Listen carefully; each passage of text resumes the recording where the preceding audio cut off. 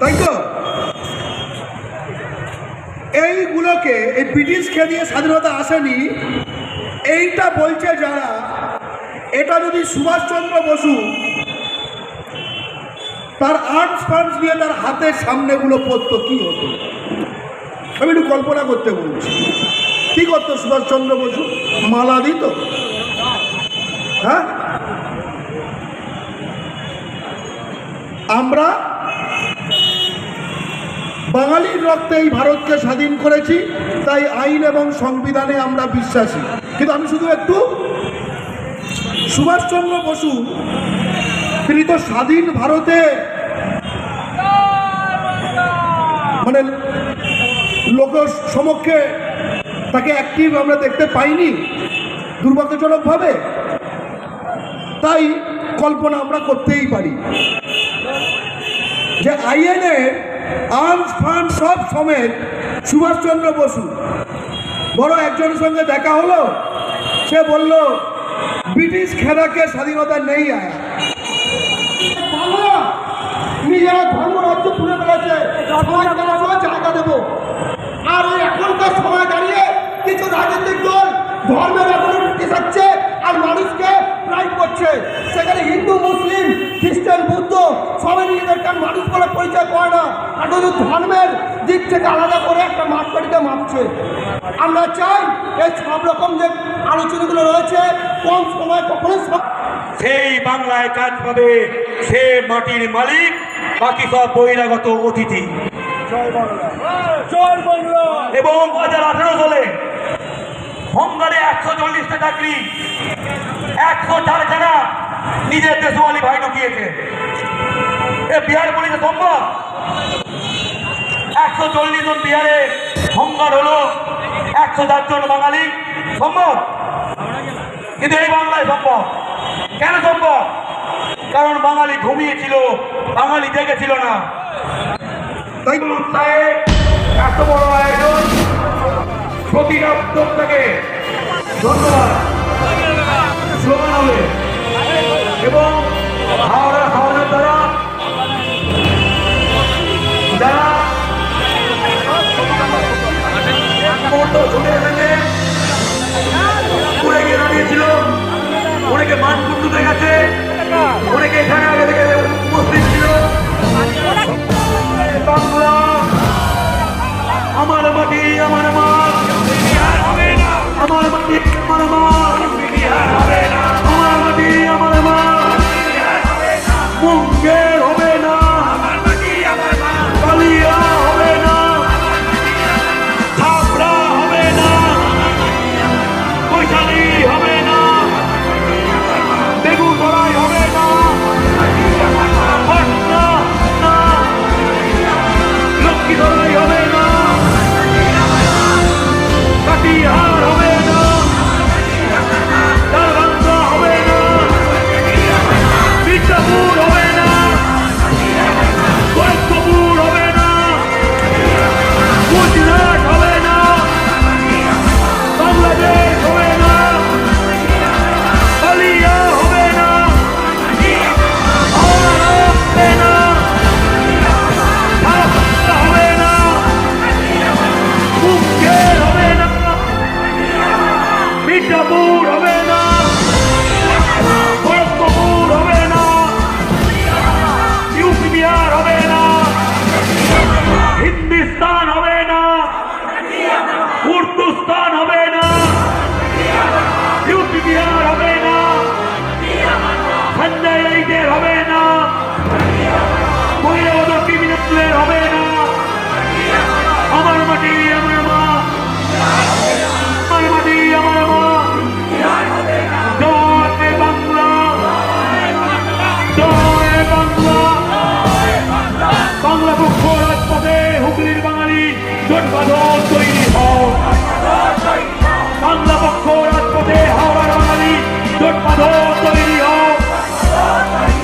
বাংলা পক্ষ রাজপথে বাঙালি টোটো চালক জোট বাঁধন তৈরি হও। বাংলা পক্ষ রাজপথে বাঙালি অটো চালক জোট বাঁধন তৈরি হও। বাঙালি আজ রাজপথে বাঙালি টোটো দোকানদার জোট বাঁধন তৈরি হও।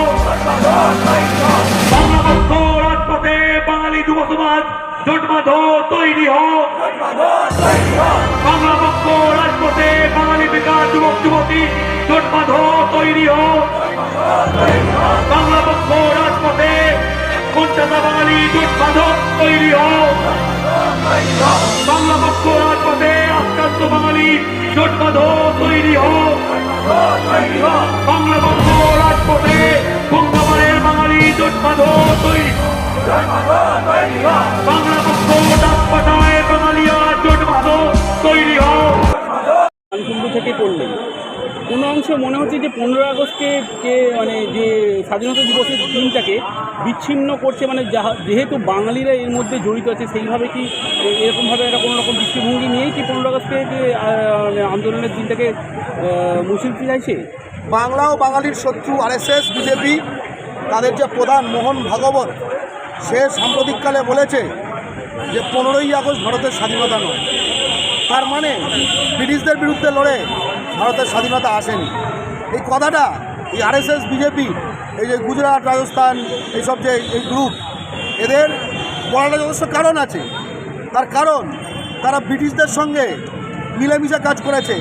একটা স্বাধীনতা সংগ্রামী শহীদ বলুন তো, গুজরাটি, গুগল করেই বলুন, স্বাধীনতা সংগ্রামী শহীদ বলুন তো রাজস্থানের, ঠিক আছে, এই বিড়লা, তারপরে নেওটিয়া, এদের কোনো বাপ ঠাকুরদার নাম একটু দেখি তো, একটা শহীদ হয়েছে স্বাধীনতা সংগ্রামে।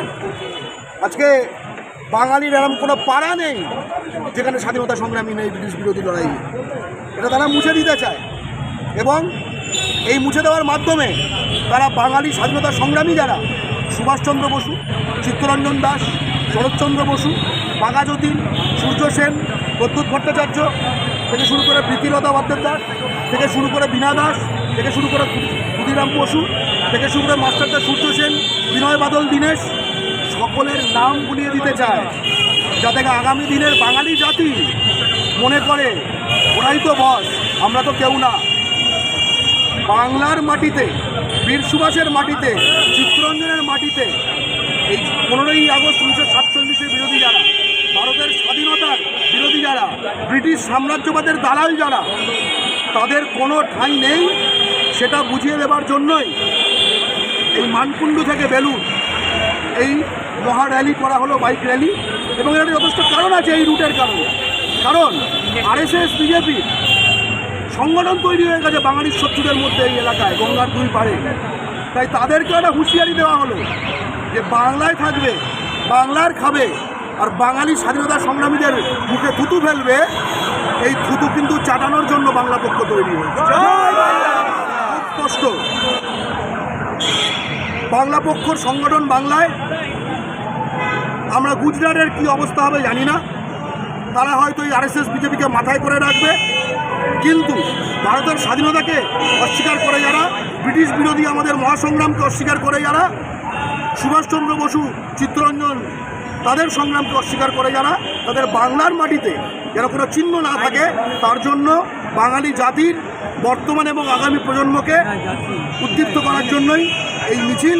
এবং মিছিলের যে লাইভ ভিডিও, সেখানে দেখবেন যে কোণঠাসা হয়ে যাওয়া যে বাঙালি, যে বাঙালির হাতে এলাকার পুঁজি, বাজার, চাকরি, জমি, টেন্ডার, অটো লাইন, টোটো লাইন, রেল ওয়ার্কশপ থেকে গঙ্গার পার, জনবিন্যাস, জনপ্রতিনিধিত্ব, সব কিছু বাঙালির থেকে বেদখল হয়ে গেছে।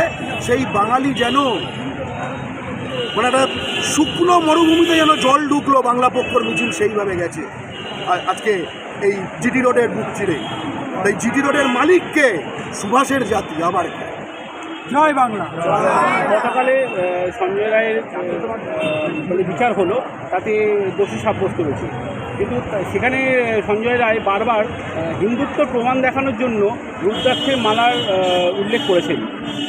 উনি নাকি রুদ্রাক্ষ পড়েছিলেন, সেই কারণে নাকি এইসব কাজ করতে পারেন না। এইসব মানে কোনো অংশ কি বোঝা যাচ্ছে যে ধর্মকে সামনে রেখে হয়েছে। বুড়িমা চকলেট বোম জানেন? সেই বুড়িমা চকলেট বোমের যে বুড়িমার স্থাপিত বঙ্গেশ্বর শিব মন্দির, সেই বঙ্গেশ্বর শিব মন্দিরে 1 সপ্তাহ আগে আমি প্রণাম করে এসেছি। তাই শিব ঠাকুরের এবং তার চিহ্ন যে রুদ্রাক্ষ, এটা ব্যবহার করে যে বাঙালি ডাক্তার বোন তিলোত্তমাকে ধর্ষণ এবং খুন করেছে, যে বহিরাগত গুটখাখোর স্কাউন্ড্রেল, তার জন্য কোনো ধর্ম হয় না, তার কোনো ধর্ম নেই।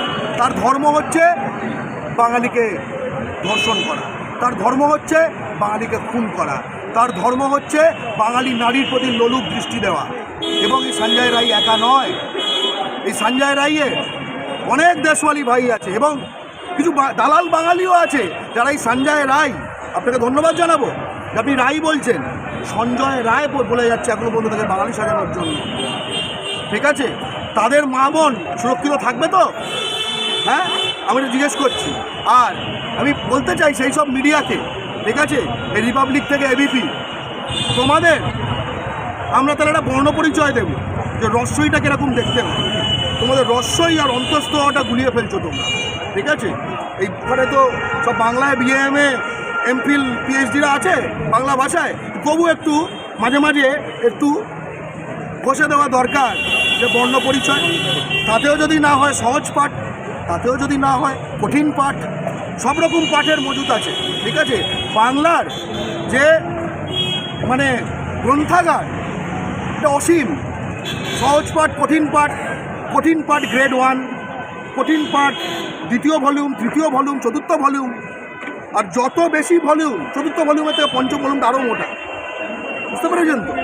ফলে এই সঞ্জয় রায়ের দালাল যারা, এবং একটা জিনিস লক্ষ্য করে দেখবেন, আমি দেখলাম সঞ্জয় রায়ের ফেসবুকে একটা ছবি দেখলাম, কি আমি কি কারণটা জানি না, একটা কলার কাঁদি নিয়ে এবং ওর কিছু আরও কিছু স্যাঙ্গাত যেগুলো গুটখাখোর ক্রিমিনাল, সেগুলো মিলে কী সব করছে।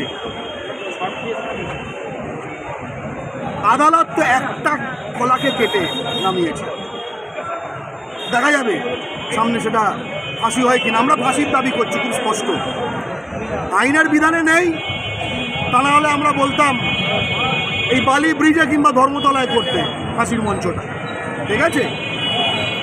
কিন্তু বাংলা পক্ষর লক্ষ্য হচ্ছে এই যে আরও অনেক সঞ্জয় রায় আছে যারা বাঙালি নারীর প্রতি লোলুপ দৃষ্টি দিয়ে এই মুহূর্তেও বসে আছে।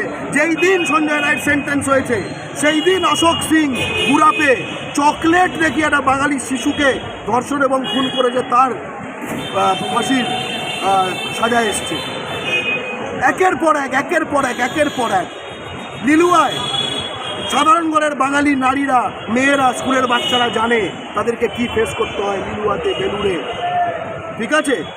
ফলে আমরা একটা কলাও না, পুরো কাঁদি কেটে নামা দিচ্ছি।